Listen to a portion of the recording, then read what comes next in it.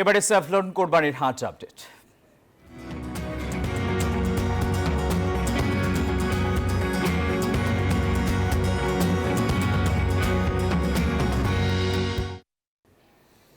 শেষ মুহূর্তে রাজধানীর কোরবানির পশুর হাটের সবশেষ খবর জানাতে সরাসরি যুক্ত হচ্ছেন সহকর্মী আল মোহাইমিনুল খান। মোহাইমিনুল, গাবতলীর হাটে আজ কি পশু সরবরাহ কমেছে?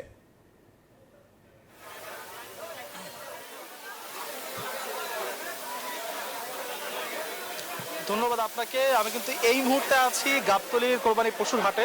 এখানে কিন্তু আসলে দুপুর থেকে বিকেল পর্যন্ত আমরা দেখেছি যে কোরবানির পশু কিন্তু অনেক বেশি ছিল, ক্রেতা সেরকম কম ছিল, কিন্তু সন্ধ্যা নাগাদ কিন্তু আমরা দেখেছি যে আকস্মিকভাবে কিন্তু সেই ভিড়টা বেড়ে যায় এবং এই মুহূর্তে কিন্তু বেচা বিক্রি অনেকটা বেড়েছে। বিকেল পর্যন্ত কিন্তু ক্রেতাদের একটি অভিযোগ ছিল যে এই গরুর হাটে যে গরুগুলো উঠেছে তা বেশিরভাগই অনেক বেশি দামের এবং মাঝারি ও ছোট দামের গরু পাওয়া যাচ্ছে না। তবে এখন যেটা দেখা যাচ্ছে যে বড় যে গরুগুলো আছে সেগুলোর দামও কিন্তু কমে গিয়েছে এবং দেখা গিয়েছে 3.5 থেকে 4 লক্ষ টাকা যে গরুগুলো ছিল তা 2 থেকে 2.5 লক্ষ টাকাতেও পাওয়া যাচ্ছে।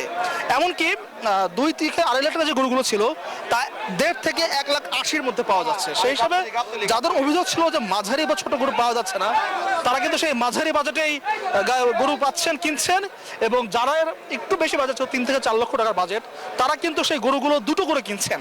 এবং এমনও শুনেছি আমরা যে তারা বলছেন যে বাজারে এসেছিলেন একটা গরু নিয়ে, কিন্তু এখন মাঝারি সাইজ দুটো গরু কিনে ফেলেছেন।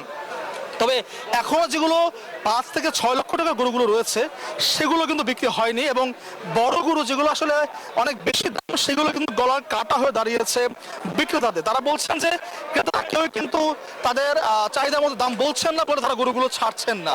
এবং একটি বড় বিষয় হতে যে মাঝারি যে গরুগুলো ছিল সেগুলো কিন্তু প্রায় শেষ। এই মুহূর্তে গরুর ঘাটতি রয়েছে ক্রেতার তুলনায়, অর্থাৎ যে পরিমাণ ক্রেতা রয়েছে সেই পরিমাণ গরু কিন্তু এখন পাওয়া যাচ্ছে না। তবে বড় গরু যথেষ্ট রয়েছে যেগুলো কিন্তু কম দামে পাওয়া যাচ্ছে।